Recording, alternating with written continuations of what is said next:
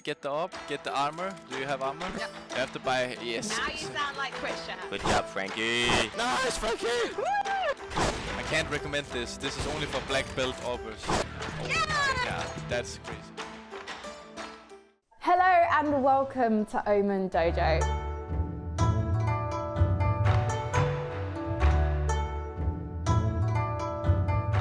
My name is Frankie Ward, and if you know me, you know that I'm always trying to get better at Counter-Strike Global Offensive. And I was thinking, I've been playing for a while now, but how do I take my training up a notch? And then I realised I know a few guys who are kind of really utterly amazing at this game. And I am, of course, talking about Astralis.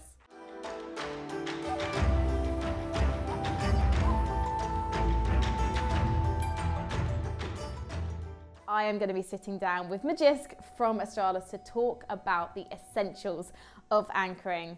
From keeping your enemies guessing on the bomb site, to knowing when to lurk versus when to commit, when to rotate, and how to win those aggressive peaks. I have a feeling that I'm going to be kind of good at this one. I'm quite confident when I'm anchoring on the CT side, but I have a feeling Magisk is not going to agree with me.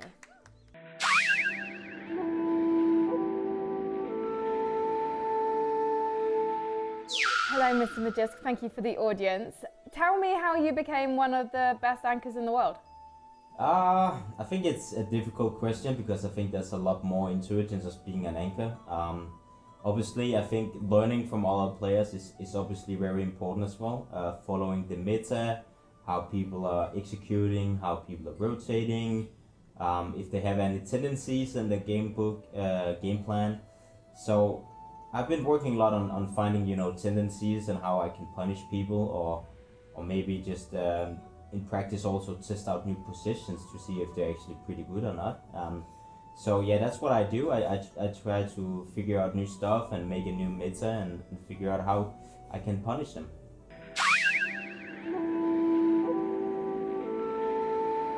So where you would place yourself on a bomb site depends on your opponent. It depends, yeah. I mean, sometimes I play a position if I know it's pretty good against one team, but if I know it's better to play somewhere else on the map against someone else, like another team, I switch out positions depending on the team and how they play the game. So if I know they do an execute on those 2B side, where they're just throwing a million flashes inside, I would probably just play close to the tunnels instead of playing long distance, because then I would get flashbanged all the time and I wouldn't have time to actually kill anybody before they get into my face. But if I play close range, I won't be able to get flashed, so that's a better position if they do a execute like that. They're rushing, I think. One dead. I'm hiding. You have next, I'm hiding. Nice, good trade, Frankie. What do you think are the key qualities of a good anchor? I think patience, good understanding of the game, how to use your grenades properly is probably one of the most important things, because if you waste your grenades and you're the only one on a bomb site, there won't be any grenades to help you out. If you're misusing them or just throwing them too fast, you will have a hard time stopping an execute. So that's why I go back to the tendency. So if they have a tendency to throw a lot of nades in the beginning of the round, and they won't use the nades to actually go into the bomb site, I will be saving my nades. I won't use them. I will try and wait as long as I can to use my nades until they actually punish me on it. Like as an example on those 2B side, if they throw the lurk smoke into the tunnels and I know they don't like to execute on B, I won't be using any nades because I know they won't be executing. And if they do start executing on that smoke, then I will start using my nades and try and figure out how I can stop them from that instead.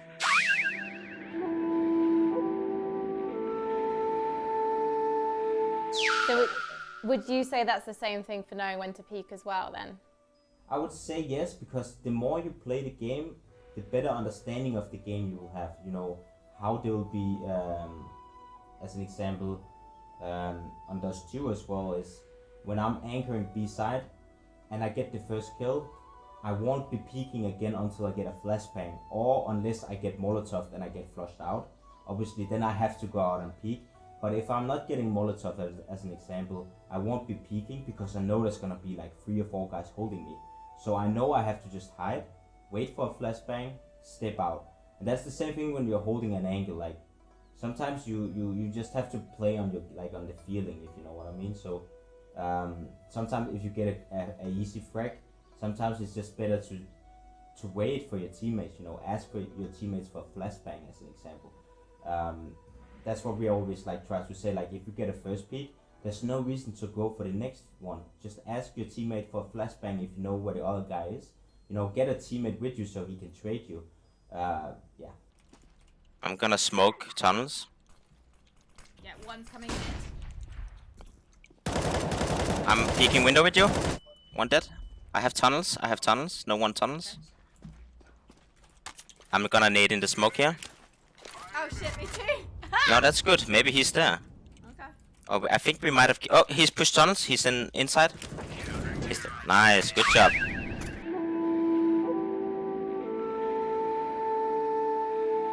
And when do you know that the time is right to call for help? Because often in the games that I'm playing, I know they're very different to the games you're playing, Magisk. Someone will get like one flash and be like, it's B, it's B, it's B. And I'll be like, it's not necessarily B. I'm gonna stay here. The second guy can rotate, I'm staying here. And obviously that's quite difficult to do with players who you haven't played with before.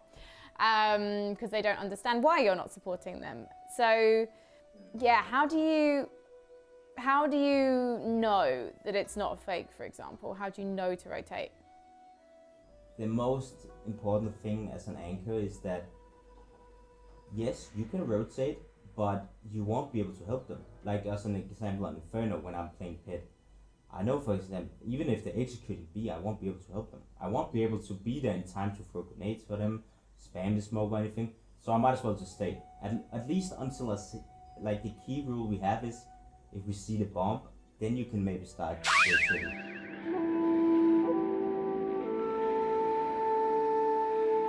If you're in like a 1v4 situation on a site, they're executing, your teammates aren't with you, are there any things that you can do to maybe keep them distracted or keep them fixating on you?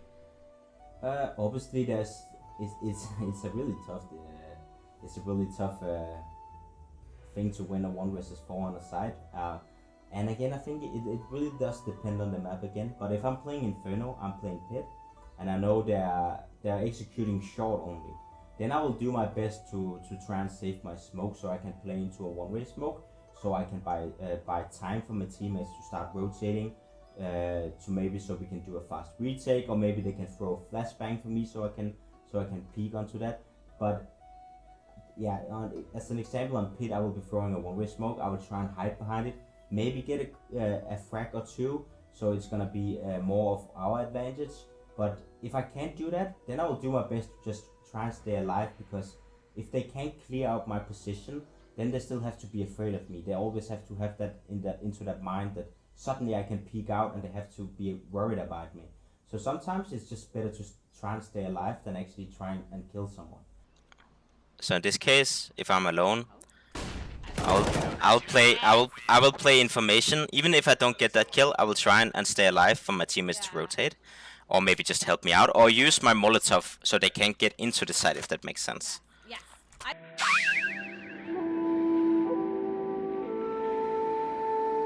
And I do finally want to ask about the fact that you play these positions that are well known to your enemies, like Pit on Inferno. Are there micro variations that you do to still keep the enemy guessing as to where you're going to peek and where you're going to be? Yeah, I think changing up positions is really important, because obviously if a team know I'm 100% going to play the same position every single round, then obviously I'm going to get countered at some point. Obviously they're going to try and double nade me, they're going to Molotov me, and then I use my smoke grenade, but then they just wait out the smoke grenade and then they execute again, you know? So I think it's really important you try and mix up your positions, do setups. As an example, we have played where I I play balcony, and Peter he's on A side on Inferno. And if they execute on A, I smoke pit, even though I'm not playing there, because then they think I'm playing in that position, and I'm actually hiding there, but I'm on balcony instead. And then suddenly we have a crossfire set up from side and balcony. So they're so focused on me in pit, because that's usually a position where I play every single time. But suddenly I'm playing on balcony and Peter he's on side. So suddenly it's a much better setup for us, because they have to be worried about me. They don't know I'm playing on balcony. So trying to fake your enemies, even though you think it's a bad smoke because I'm not playing there, it's still a smoke I'm using to set myself up, if that makes sense. It does make sense. Well, I love a bit of baiting, and obviously I love to try and play CS even though I'm not very good at it, but I know we're trying to change that today, Magisk. So I think as sad as it makes me feel, you might need to take off the karate kit, put on the Astralis shirt, and let's play some Counter-Strike. Yeah, I think that's a good idea. Let's see how good you are. I see if you've been practicing, but yeah, we can do better. Okay, they're throwing nades. I'm gonna Molotov here. I'm blind. They can be in. I can't see. One more. I'm blind. Nice, Frankie! Let's go! Maybe I can kill someone as well. They're throwing grenades. Throwing one more. I'm blind. Oh, one double doors. This is not good. Nice, I have next. Good job. Don't see anyone. Oh yeah, he's good. Nice, one more. He naded. I'm gonna spam the smoke a bit. Good job, Frankie. Yeah, behind you, right? from mid, double doors. Nice, Frankie! Woo! I'm gonna slow here. Flash here. He's alone B right now. He's backside, dead. He has to be in mid. He's left side mid. Yeah. I'm Molotoving window. He's burning. Nice. Yeah! Good job, Frankie. What are you thinking? Graveyard? Is graveyard ever useful? I think let's just sneak short together, okay? Okay. I like this. So you can just try and trade me here. I'm going all in. Guys, keep sneaking. Okay. Oh, okay, I got both. But even if I die, even if I die there, they won't expect another one. Yeah. If that makes sense. So if you don't make noise there, they won't know you're there. Okay. So if I just keep taking duels there, I'm just sacrificing myself to set you up. Okay. I think we're done now. Yes, we're done. I'm now an expert anchor, and I'm not Astralis. Exactly. I'm so excited to join you, man. Yeah, Sorry, you too. Peter, It was fun. yeah, it was fun. Thanks, dude.